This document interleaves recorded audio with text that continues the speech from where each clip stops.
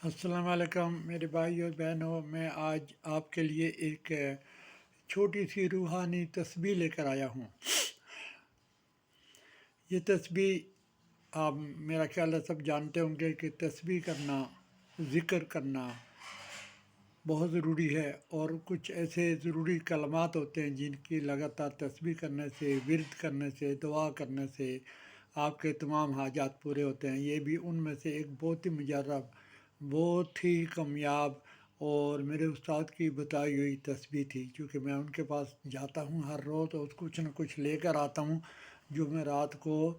اپنے YouTube channel پر رکھتا ہوں۔ تو آج وہ بڑے مصروف تھے، اس لیے انہوں نے مجھے ایک چھوٹی سی تسبیح دی، لیکن چھوٹا ہونے کا مطلب یہ نہیں ہے کہ اس کا جو اثر ہے یا اس کا رزلٹ ہے یا جو اس کا مقصد ہے وہ چھوٹا ہے، وہ ماشاءاللہ بہت بڑا ہے۔ اور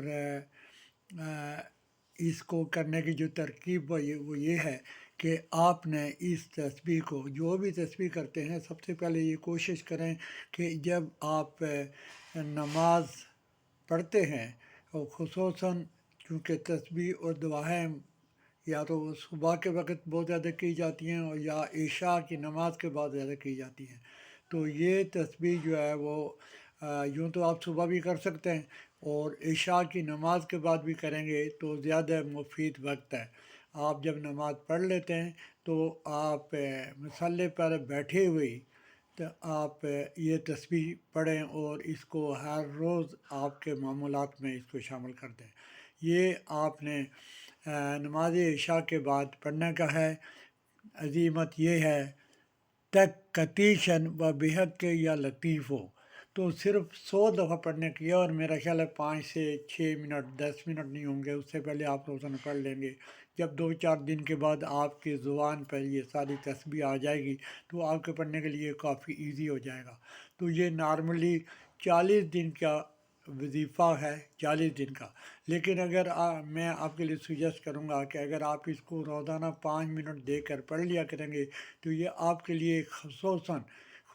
یہ دلوں کا بیس جاننے کے لیے ہوتی ہے۔ اس کے پڑھنے سے آپ کے اندر روحانیت آئے گی،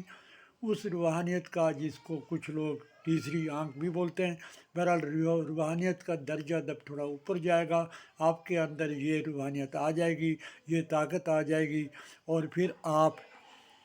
کسی کے سامنے جب بیٹھتے ہیں،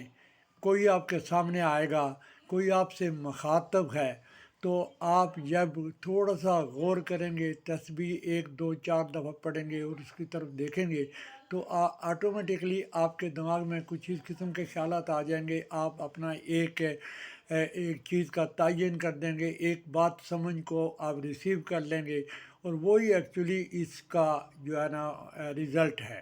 آپ کو کسی نہ کسی بات کی سمجھ آ جائے گی اور وہ آٹومیٹکلی موکل جو ہے نا اس تسبیح کا جو ہے نا وہ آپ کے دماغ میں لے کر آئے گا، اور یہ سمجھیں کہ وہی اس کا مطلب ہے۔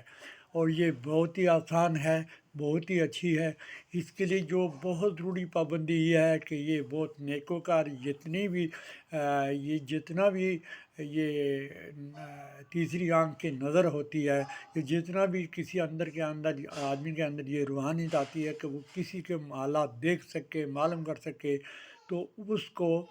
نماز کی پابندی بہت ضروری ہوتی ہے، کیونکہ جب تک آپ اندر اور باہر سے صاف نہیں ہیں، جب تک آپ کے اندر روحانیت نہیں آتی، جب تک آپ کے اندر روحانیت نہیں آئے گی، آپ کسی چیز کو، کسی چھپی ہوئی چیز کو دیکھ نہیں سکتے ہیں۔ تو یہ طاقت حاصل کرنے کے لیے تھوڑی سی محنت اور تھوڑی سی عبادت کی ضرورت ہے۔ سو نماز نارملی ہم کو پڑھنی چاہیے، خواہ وہ تسبیح کے لیے پڑھیں یا وہ کسی چیز سے منسلک ہو نہیں ہو، وہ ہمارے لیے تو ایک حکم ہے کہ ہم 5 وقت کی نماز پڑھیں۔ تو آپ پلیز 5 وقت کی نماز پڑھیں اور اس تسبیح سے فائدہ اٹھائیں۔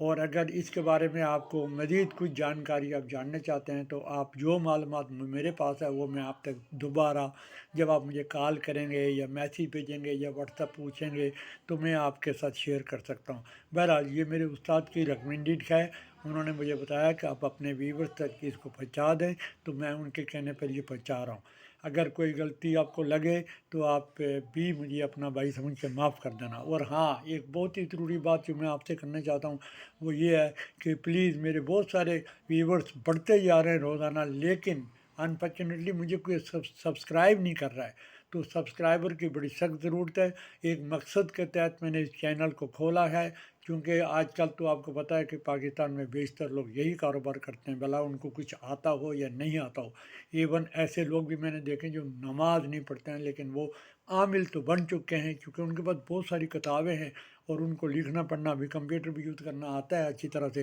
تو وہ لکھ ڈالتے ہیں، اور لوگ انہی لوگوں کو